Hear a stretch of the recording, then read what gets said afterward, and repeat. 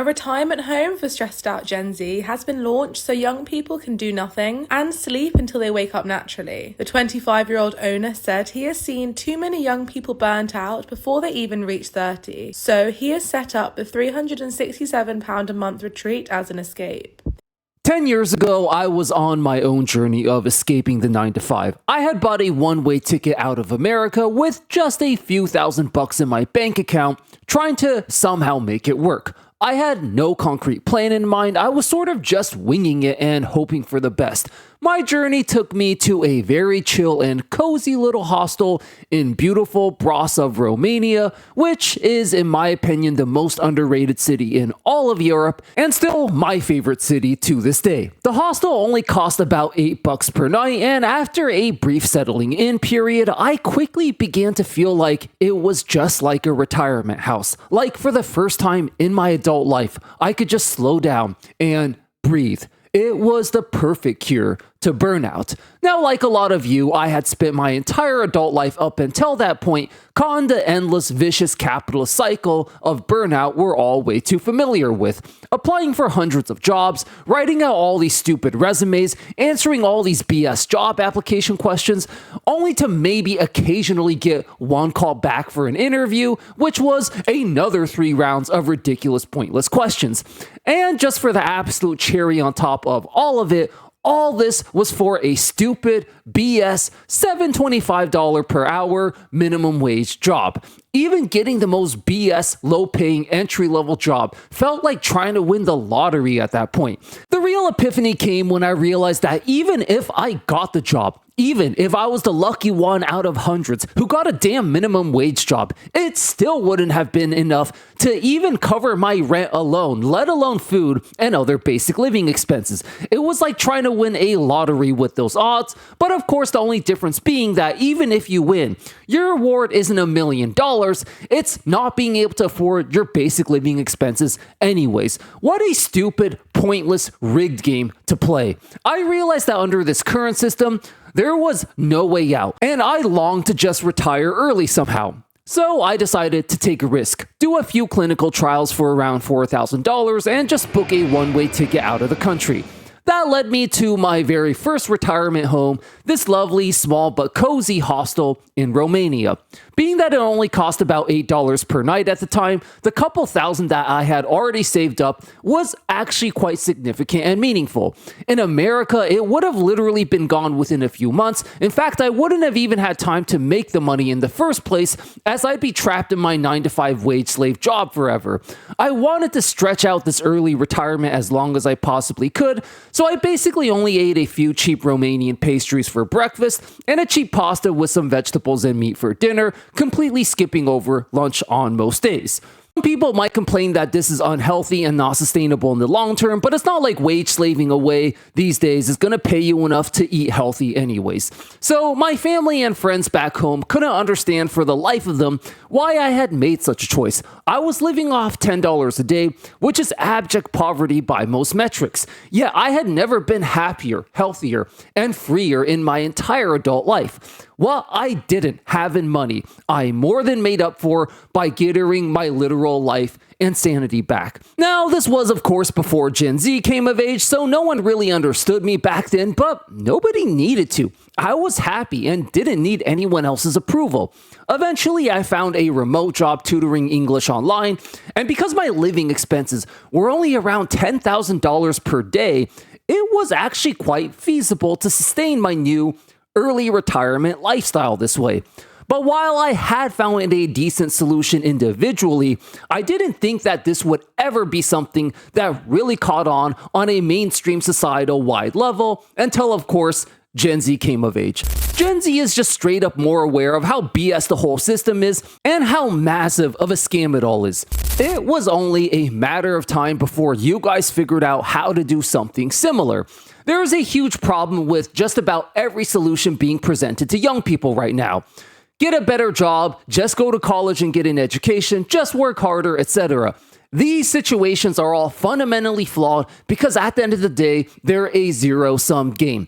They may work on an individual level for one person, but they're not going to work on a societal-wide level for hundreds of millions of Gen Z all around the world. if you get a better job, somebody else isn't. If everyone goes to college and gets a degree, all that happens is that college becomes more expensive and degrees themselves become worthless because now everyone has them, which you've all witnessed and experienced in real time. Neoliberals have an insane delusion that the economy is not a zero-sum game, that a rising tide lifts all boats and the rich are job creators. Unfortunately for them, they're still living in 1960 per usual. Technology has long crossed a tipping point where new innovations are only being used to destroy jobs, not to create them. Millions of jobs have already been lost to automation and globalization since the 2000s. Amazon has wiped out almost all shopping mall and retail jobs that used to pay a decent amount for young employees.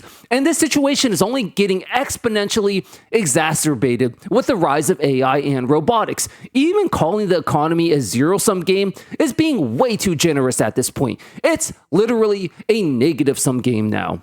Now, even my own personal solution of checking out and moving abroad will become a zero-sum game at some point. So this then begs the question, is there any solution that could actually work for all of us, and not just the select few who get in on the wave early? Well, these Gen Z retirement homes might just be the answer. The young man who opened up the world's first Gen Z retirement home mostly did it out of compassion and empathy rather than for profit. Delusional boomers and corporate chills always like to paint us as some naive idealists who have unrealistic utopian expectations when we talk about human lives over profit. They tell us that all progress in human history is a result of money, profit, and capitalism. But this is, once again, just a projection of their own naivety and total historical ignorance. You've heard of smallpox, a horrifically deadly disease that left 30% of its victims dead and the rest horribly scarred. The eradication of smallpox was a coordinated, non-profit, global initiative that was only made possible because free vaccines were given out to millions. Yes, free stuff, literally, with no profit incentive behind it. There was no commercial profit-driven incentive for it, none, which is why corporations could never in a million years eradicate it. But human compassion and empathy could. The eradication of smallpox alone is estimated to have saved anywhere between 300 to 500 million lives. Polio was once an extremely terrifying and deadly disease, especially for children. You've all seen the chilling pictures of the iron lungs people had to spend their entire lives in after contracting polio. Now, the first effective polio vaccine was developed by a compassionate individual known as Jonas Salk.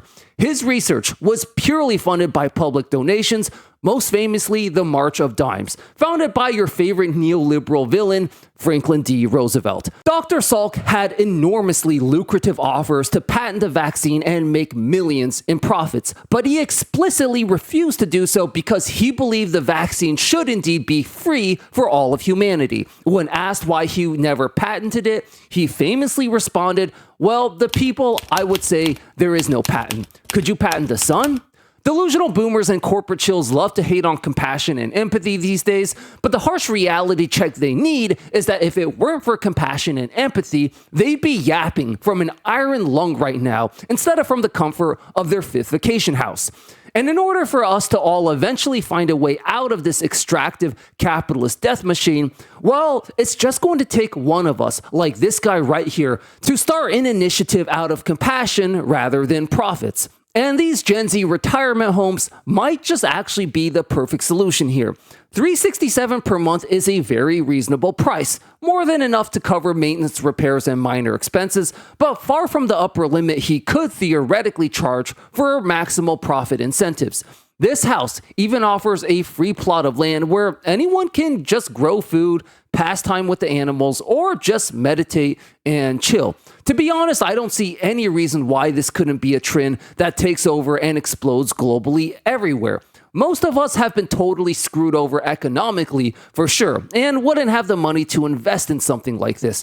But some of us will, as boomers are set to leave behind a pretty massive inheritance amount, and a few of us will find a way to escape, whether that's through starting our own business entrepreneurships, getting lucky in investments, or so on and so forth. And it's at this point when we are going to have a major decision to make.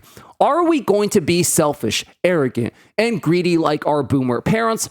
Or are we going to be compassionate like the great Dr. Jonah Salk who eradicated polio? Hey guys, we set out on a mission during the summer to take down the biggest, most vile Gen Z hater, the Angry Guy. A straight up horrible, horrible human being who hates Gen Z so much he even celebrates them dying. Thanks to you, we've gained a ton of ground on him over the summer, and we've set a new goal to surpass him in subscribers and defeat him once and for all by the end of the year. So, if you're new here and enjoying this content, definitely consider subscribing and helping us take down the biggest, most evil, final boss Gen Z hater. With your help, we can absolutely do it. Part 2, the logistics. So, how do we turn this dream of a Gen Z retirement home into a reality? Not just for you individually, but for your entire generation as well, for everyone, because I genuinely believe we can do this. Let's break this down into 2 sections. Number 1, how you can individually pull this off, and number 2, how we can change things on a macro societal level so that not just you, but all of us who want to escape have the option of doing so. Let's start on the individual level. The Gen Z retirement house on TikTok that we covered in this video costs only $367 per month to rent, and it's already fully booked for January, as of course, Gen Z was for sure going to be flocking to this opportunity since they're smart enough to see how bullshit the system is. Now, this specific house is already fully booked, but there are plenty of cheap hostels all around the world where you could get in for around the same amount or even less. If you were really willing to hunker down and live off extremely cheap meals the way I did, theoretically you could get by on even $700 or $800 per month. But ideally, however, I'd say you should aim more for around $1,000 a month just to be safe. So this just means you'd have to find some sort of online remote work where you could make around that much on a monthly basis. Now, it's important to note here that all these solutions are not perfect solutions without flaws. They're simply better than the alternative of working a traditional 9-to-5 at this point. Many of you will point out how online work is saturated now too, and also hard to break into, which it definitely is. But getting a normal job in this job market is just as, if not even more difficult, as I'm sure you've all experienced. And the only difference is even if you get the job, your reward is a soulless paycheck to paycheck wage slave existence instead of a nice and chill Gen Z retirement home. Some of you might point out how this lifestyle is just a bare minimum survival level existence, and you'd be right about that. And you would have a decent point if it weren't for the fact that wage slaving away at a traditional 9-to-5 only gets you a bare minimum paycheck to paycheck survival level existence now anyways. If even that. At least with this alternative path, you won't be forced to work 10 hours a day for it. Once again, none of these solutions are perfect, but they're far better than the alternative path of working hard at a 9-to-5 just to get screwed over, laid off, replaced by AI, and not even paid enough to afford basic living expenses anyways.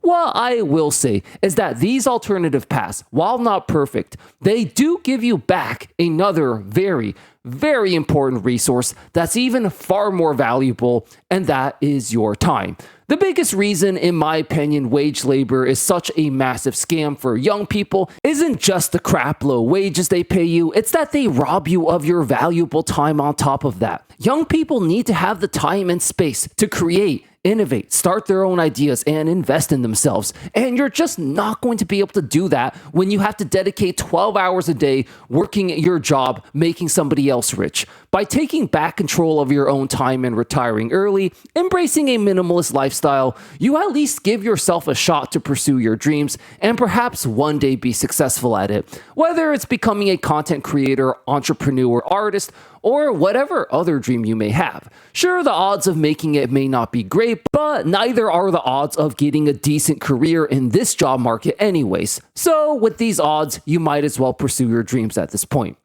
Part 4, the bigger picture. Okay, so as I mentioned already, this solution could work for a few individuals here and there. But in order for this to be a societal-wide solution that could work for all of us on a macro level, we have to not only check out and escape individually, we have to start more of these Gen Z retirement homes ourselves. The current Gen Z retirement home is already fully booked, so we're definitely going to need a lot more of these.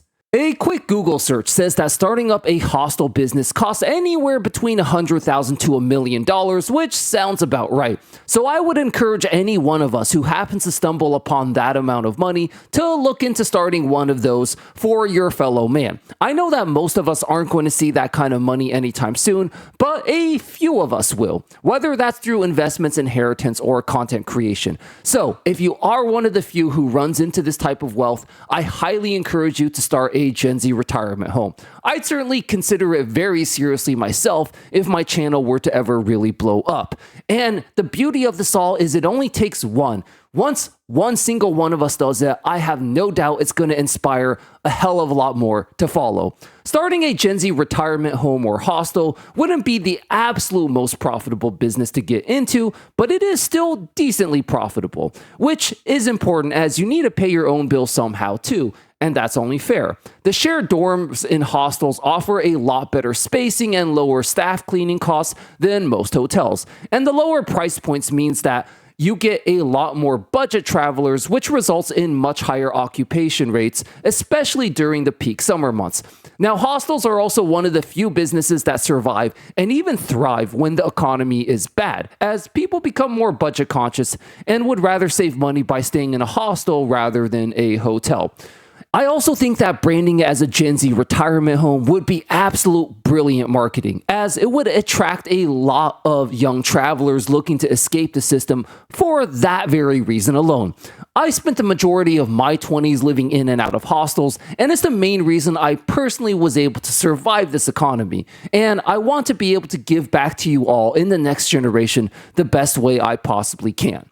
So, Gen Z isn't the first generation to condemn burnout and embrace a more meaningful, minimalist lifestyle. That honor goes to the greatest and wisest Roman Stoic philosophers in history who shockingly agree with Gen Z in many aspects of life. We made a full video covering all the crazy similarities between Gen Z and the wisest Stoic philosophers in history, which you can check out right here.